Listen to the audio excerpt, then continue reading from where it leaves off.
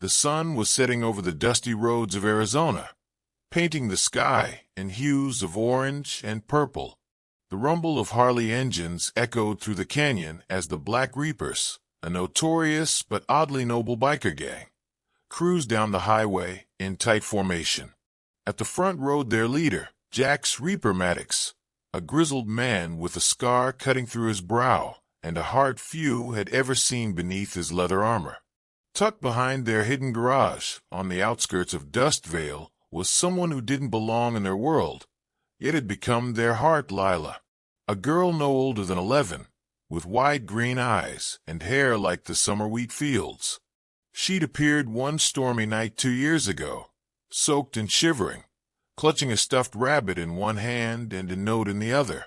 The note read, "Keep her safe. Her life depends on it." Jax remembered that night vividly. He had stared at her, uncertain, while the rest of the crew whispered behind him. Bikers didn't do babysitting, but something in Lila's eyes, something broken yet fierce, had silenced the room. And from that night on, the Black Reapers weren't just outlaws. They were guardians. Over time, she brought a strange warmth into their cold, dangerous lives. Brick, the tattooed giant who never smiled, started carving wooden toys. Vega, the speed junkie with a death wish, began teaching Lila how to ride a tiny electric dirt bike. Even Doc, the gang's medic and cook, began slipping fruit into her meals, mumbling about vitamins while pretending not to care. They taught her their code: loyalty, respect, protect the innocent. And she taught them how to laugh again. But shadows had begun to stir beyond the mountains. Word came from old allies and rival gangs alike. The Crimson Vultures were on the move. A brutal, merciless crew known for burning towns and spilling blood for fun. They had heard whispers of the Black Reapers protecting something, someone valuable, and the Vultures wanted her. That night, while Lila painted flames on Vega's helmet and Jax watched from the shadows, unease gnawed at his soul. He felt the wind shift. Trouble was coming. And he was right. The morning came too still. The usual distant hum of highway traffic was absent, and even the desert creatures seemed to hold their breath. Jack stood on the balcony of the clubhouse, sipping bitter black coffee, watching the skyline for something he couldn't name. His gut, the same gut that had saved him more times than he could count, was twisting into knots. Inside, Lila sat cross-legged on the dusty wooden floor, her stuffed rabbit propped beside her, watching Doc stitch a patch onto Brick's vest. The air smelled like motor oil and pancakes. Vega, always full of nervous energy, paced the room like a caged wolf. Then the phone rang. Not the regular line, the burner, only used when something was wrong. Jax answered with a growl. "Yeah." The voice was low, cracked with static. "They're coming. Saw a M-torch a gas station outside Winslow. Crimson Vultures. 20 strong." "Thanks," Jax replied, then slammed the phone back into its cradle. He turned to the crew. "They're near. We ride in 20. Lila stays hidden." But Lila had heard it all. Her small face was pale, lips pressed tight. She stood, approached Jax, and tugged on his leather vest. "I can help," she said quietly. "Your job is to stay safe, kid. That's help enough." His voice softened. "We'll handle the monsters." 20 minutes later, the Black Reapers rolled out, leaving behind Doc and Brick to guard Lila. The rest tore through the highway toward Winslow, dust trailing like smoke behind them. But they were too late. By the time they reached the ruins of the gas station, only smoldering debris and scorched asphalt remained. Spray-painted on the wreckage was a symbol no Reaper had seen in years, a red vulture claw over a skull. Beneath it, a message in blood-red paint. "You took something from us. We're taking her back." Jax's breath caught. He turned the bike around so hard it skidded, gravel spraying. Back to the compound. Now. The crew raced home like their tires were on fire. But they already knew. The silence over the comms, the sick feeling in their chests. It all told the same story. They returned to find the front gate smashed, Doc unconscious with blood trickling from his scalp, and Brick limping, his face twisted in rage and grief. Lila was gone. Jax fell to his knees in the dirt, the wind howling through the canyon like a mourning cry. The world blurred around him as he clutched Lila's stuffed rabbit, left behind in the struggle. "We find her," he whispered, "even if we have to ride into hell itself." And the Reaper swore, under that blood-red sunset, that nothing would stop them. The clubhouse smelled like burnt rubber and blood. Doc sat on a steel stool, bruised and bandaged, fury burning in his eyes. Brick leaned against the wall, arms crossed tightly over his chest, his left arm hanging limp. The others paced or stood silent, like a pack of wolves preparing for war. Jax stood at the center, holding the battered stuffed rabbit like it was made of glass. "They knew where to hit us," Vega growled, blood on his knuckles. "They watched us, stalked us, which means they've got a leak," muttered Smokey, the gang's tech guy and silent ghost in the corner. "Somebody's been feeding him intel." Jax's jaw clenched. "We find out who. But first," he raised Lila's rabbit, "we bring her home." The Reapers roared in agreement. They split into 3 units. Vega and Brick would head north toward Flagstaff, where the Vultures had old allies. Smokey would track digital trails, cell towers pinged, bank accounts moved, traffic cameras hacked. Jax, Doc, and 2 others would follow the scent east, toward the Black Rock Desert, where ghosts whispered about a new Vultures compound. The next day, they rode like lightning under a blood-red dawn. Lila woke up in a dark room, cold and bound at the wrists. Her head throbbed. The walls were made of rusted metal, the floor hard concrete. A dim light bulb swung from above, casting erratic shadows. A man stood in the corner, tall and lean, with tattoos climbing his neck and a cruel grin on his face. "You're awake," he said, voice slick like oil. "They call me Kane, leader of the Crimson Vultures." She didn't reply. Her gaze was steady, defiant. "You're tougher than you look. No screaming, no begging. Interesting," he mused. Kane crouched in front of her. "Do you know why we took you?" Lila said nothing. "Because you're the key. And your protectors, those wannabe heroes on bikes, they're dead men." He stood up and left, slamming the door. Lila waited until the footsteps faded.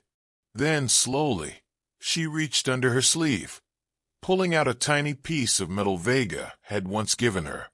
"Every lock's got a secret," he'd said. "You just have to listen to it." She went to work. Meanwhile, in the desert canyons near Black Rock, Jax and his team followed a broken trail, burnt-out vehicles, scattered vulture tags, and one terrified bar owner who coughed up a name. "Kane's building something. A fortress. Old military bunker up in the canyon. Only road in his Hell Spine Pass. You go there. You better be ready to die." Jax nodded. "Good thing we're already dead men." They rode through the canyon under a sky heavy with storm clouds. Thunder rumbled like distant engines. As they reached the jagged cliffs of Hell Spine, Smokey's voice crackled through the calms. "Got eyes on her. They've posted a video, Lila alive. Bruised but unbroken. Timestamp says 30 minutes ago. It's a message." He sent the file to their HUDs. The screen flickered. Kane's face appeared, smiling into the camera. "To the Reapers. You want the girl? Come get her. We'll be waiting. Bring all your steel and fury. But know this, the road ends in blood." Jack stared into Kane's eyes. "So be it." He revved the engine. Reapers, full throttle. No mercy. As the storm broke overhead and the first drops of rain hit the scorched desert floor, the Black Reapers charged into the abyss. Thunder on wheels. Rain hammered the canyon floor as the Reapers tore through Hell's Spine Pass like a stampede of metal beasts. Wind howled between the rocks, dragging dust into spirals as lightning split the sky above. The narrow path twisted and coiled, hemmed in by jagged cliffs that loomed like fangs. Every biker rode with steely focus, the storm reflecting in their mirrored visors. Jax was at the front, his grip tight on the handlebars, eyes scanning the shadows. Doc rode close behind with two brothers, Chains and Rhino, both veterans of old wars with haunted eyes. They weren't just chasing vengeance.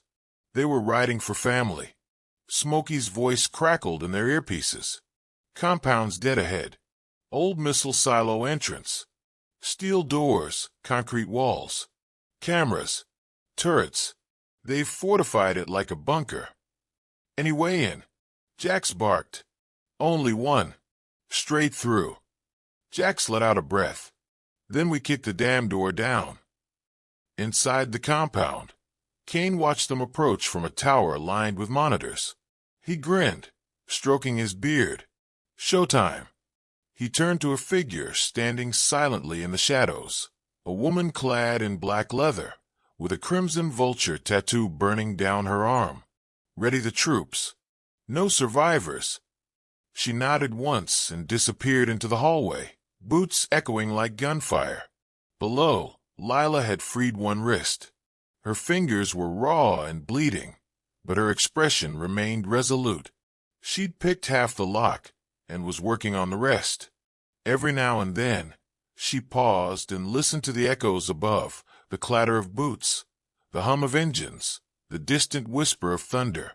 Hope and fear warred inside her. The Reapers hit the gates like a hurricane. Explosives set by Chains tore through the entrance in a blast of smoke and fire. Bullets screamed through the air as the Vultures responded with brute force. Automatic rifles blazing from the windows, grenades flying from the towers. But the Reapers weren't just brawlers. They were a family forged in fire. Vega shot through the breach first, weaving between bullets, popping wheelies to launch Molotovs through the high windows. Rhino followed, barreling through enemy lines like a human battering ram.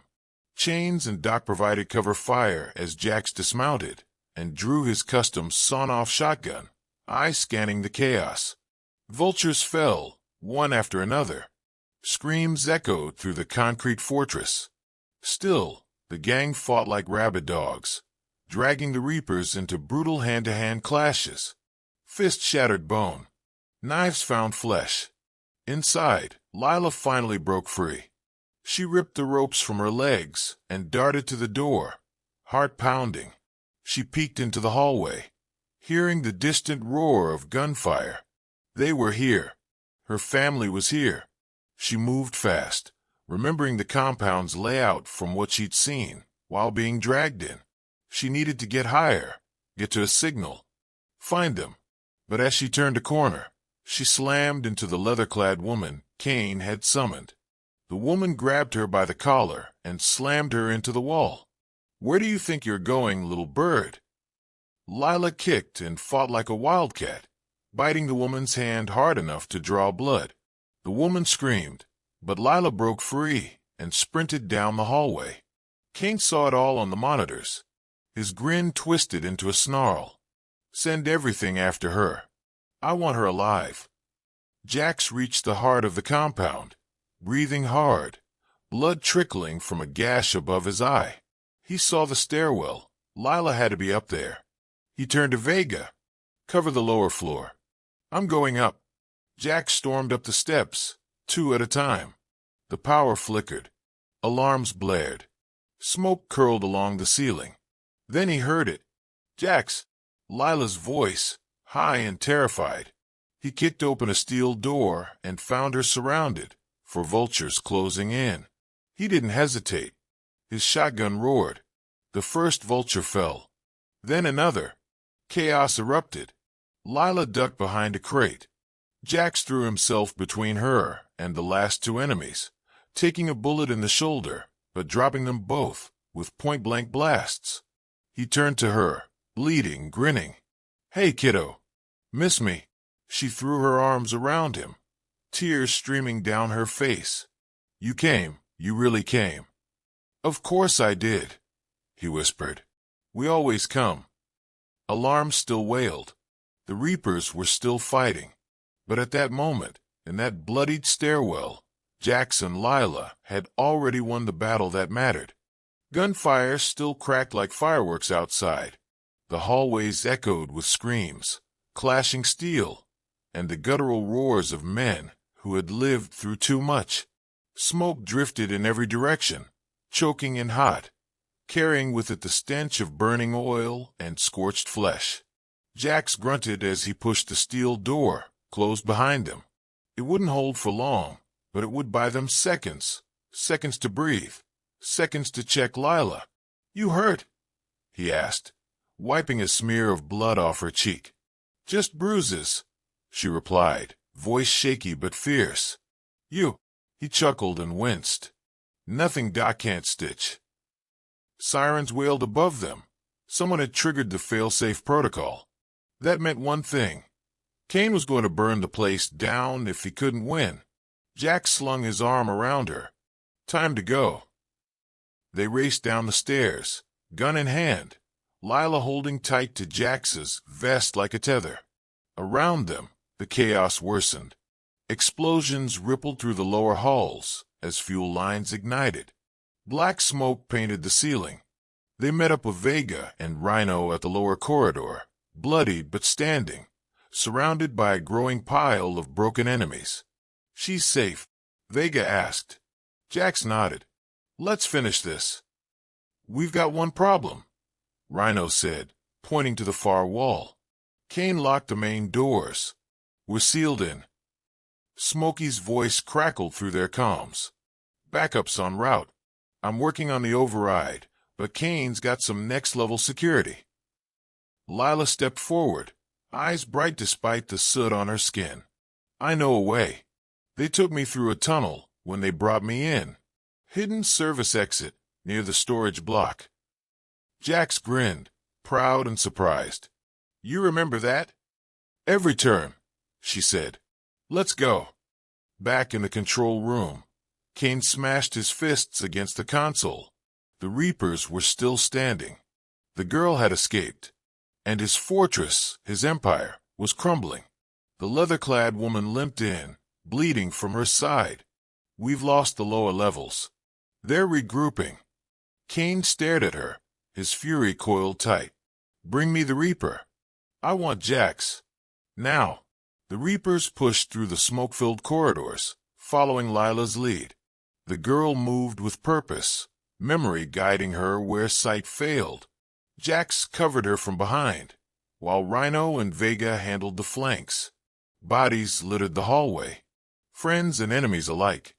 Jax's mind flicked back to memories of Lila riding behind him as a kid, all smiles and wind in her hair. Those were days of peace. This was the price of protection. They reached the service tunnel, an old maintenance shaft half-collapsed from disuse. Lila knelt and found the release lever hidden behind a cracked fuse box. It groaned open, revealing a narrow path that smelled of rust and damp stone. "Down here," she said. They crawled through, ducking wires and fallen pipes. The tunnel stretched far, possibly to the outer desert. But as they neared the end, gunfire rang out from behind. The Vultures had found them. Jax turned, laying down cover fire. "Go. Get her out." "Not without you." Lila screamed. "You're not losing me, girl," he shouted, dropping another Vulture with a headshot. "Just buying time." Then Kane stepped through the smoke. The man was larger in person than he'd looked on the screens. Muscles coiled beneath tattoos, eyes dead and cold. "Jax," he said. "Always the hero." Jax raised a shotgun. "You're going to pay for taking her." Kane smirked. "You came for her like a good dog. Let's see if you die like one." They clashed. Shotguns fired. Blades flashed. Kane fought like a brute. Jax fought like a storm, calculated, furious, desperate.